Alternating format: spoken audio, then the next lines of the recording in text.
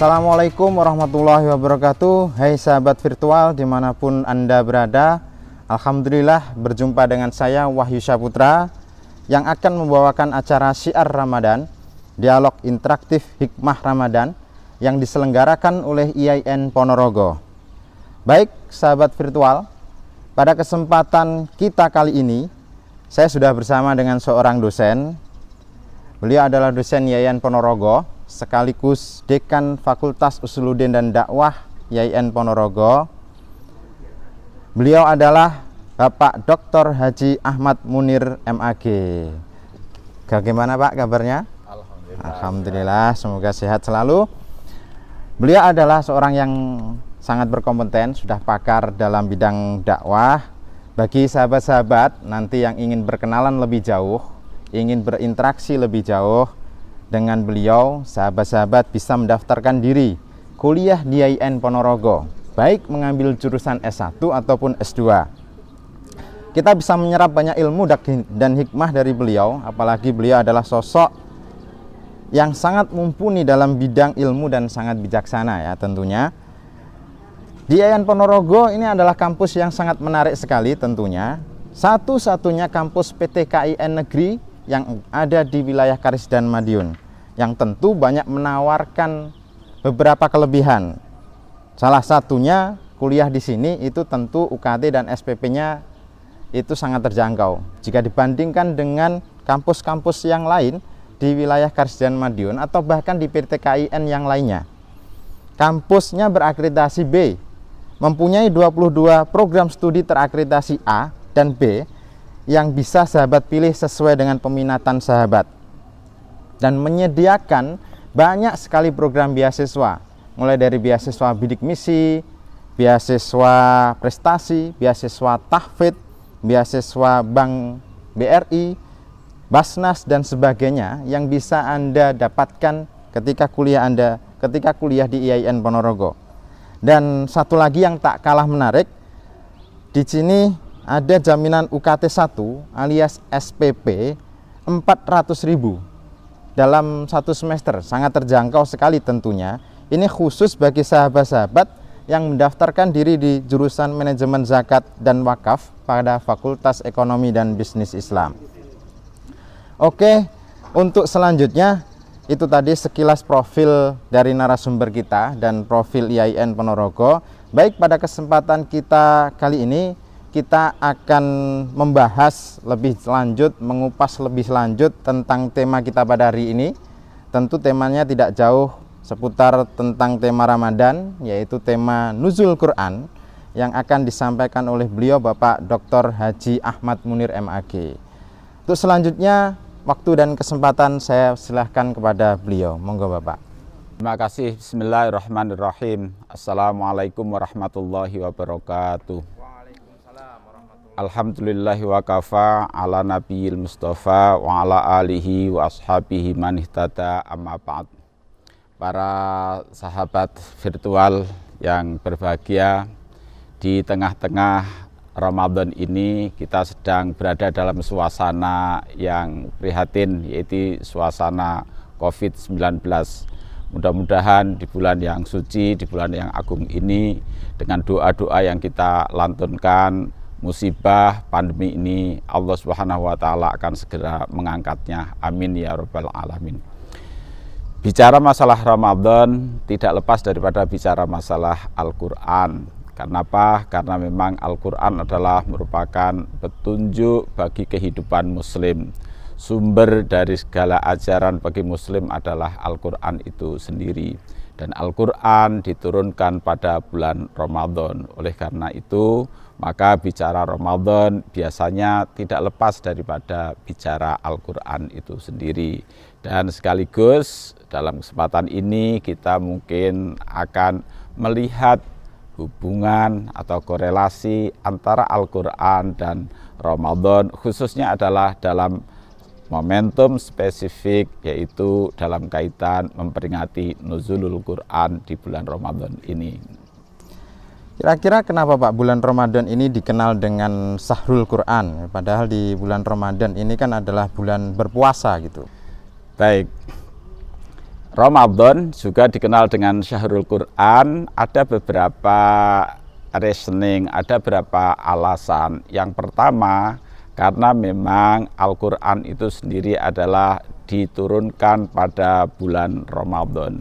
Sehingga dalam momentum Ramadan ini, Muslim berinteraksi, momentum untuk berinteraksi dengan Al-Quran, mulai dari membacanya, mulai dari memahaminya melalui kajian-kajian, sekaligus mengamalkan Al-Quran dalam kehidupan real di bulan Ramadan ini melalui praktek-praktek ibadah atau melalui kegiatan-kegiatan yang dinilai sebagai nilai ibadah.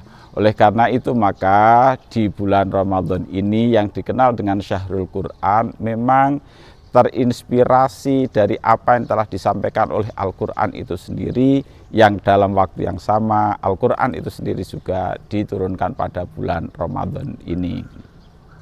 Apa Pak kira-kira hikmah paling besar dari peringatan nuzul Quran di bulan Ramadan ini, Pak?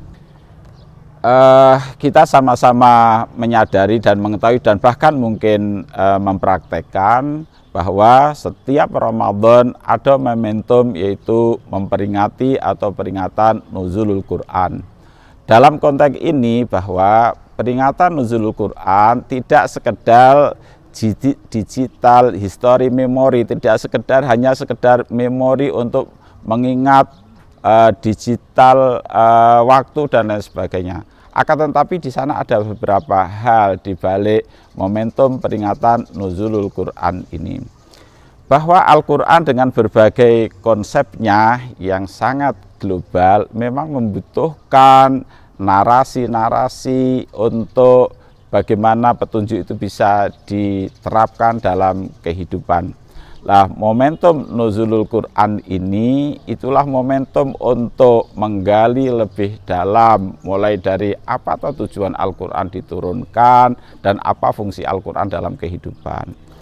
Ada yang unik mungkin dalam realitas kita sering mengatakan bahwa puasa itu diawali dari Al-Quran surat Al-Baqarah ayat 183. Tapi mungkin ini menjadi sebuah renungan. Al-Quran Al-Baqarah 183 sebenarnya itu baru sebuah diktum informatif bahwa puasa ini difardukan. Kan di sana menggunakan fi'il atau kata pas yang lampau, majhul lagi, kutiba, itu ayat 183.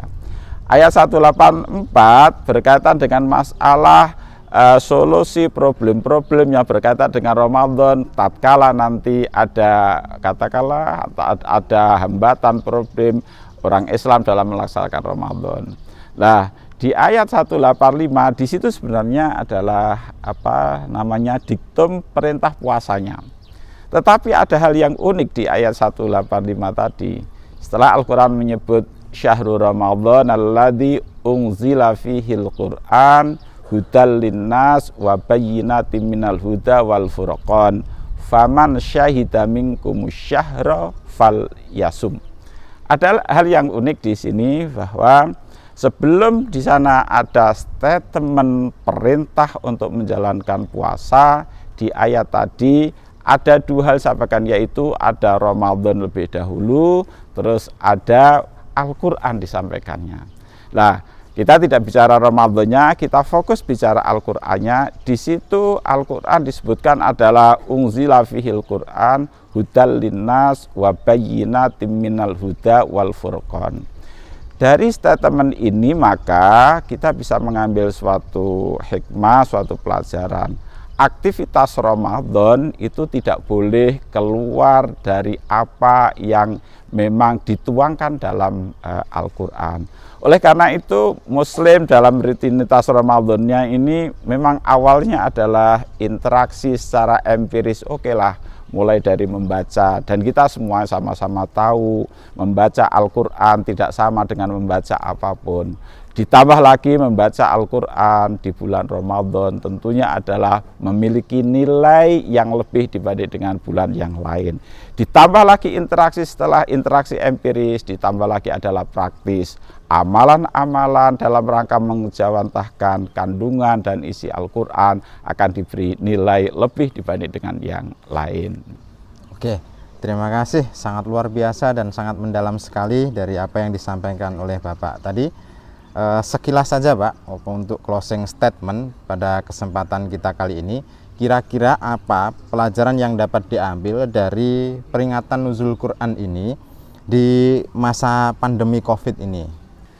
Baik, tadi sudah kita sampaikan bahwa peringatan nuzul Quran tidak sekedar digital memory history, tidak sekedar kita mengingat momentum sejarah saja, tetapi lebih pada kontemplasi individu, kontemplasi diri, atau disebut dengan istilah tadabbur.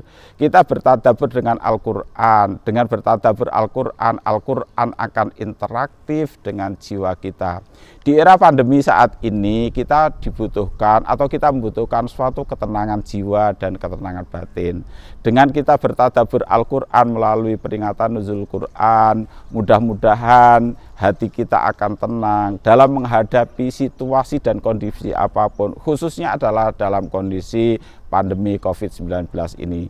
Maka dengan hati yang tenang, insya Allah kita akan bisa, kita tidak mengatakan melawan COVID, tapi minimalnya kita akan bisa melewati masa pandemi ini dengan ketenangan jiwa, sehingga biarkan COVID mungkin berjalan pada jalannya dan tempatnya, dan kita sebagai umat manusia muslim, kita juga meniti jalan kita sesuai dengan rencana kehidupan kita, sehingga kita tidak saling ganggu-mengganggu. Dalam hal ini adalah kita semuanya adalah menyadari ini semuanya adalah telah diskenarikan oleh Allah Subhanahu wa Ta'ala. Oke, baik, terima kasih. Luar biasa sekali pemaparan dari Bapak Dr. Haji Ahmad Munir MAG tentang tema nuzul Quran kita pada hari ini.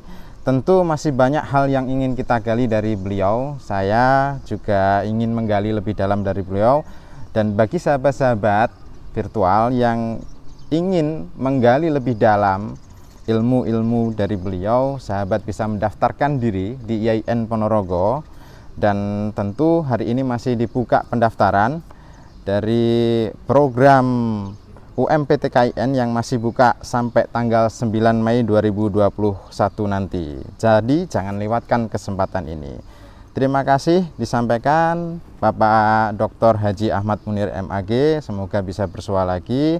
Dan saya atas nama pribadi, saya Wahyu Saputra mengucapkan terima kasih kepada seluruh sahabat virtual yang telah menyempatkan diri menyaksikan program ini, dan sampai jumpa pada edisi berikutnya. Assalamualaikum warahmatullahi wabarakatuh.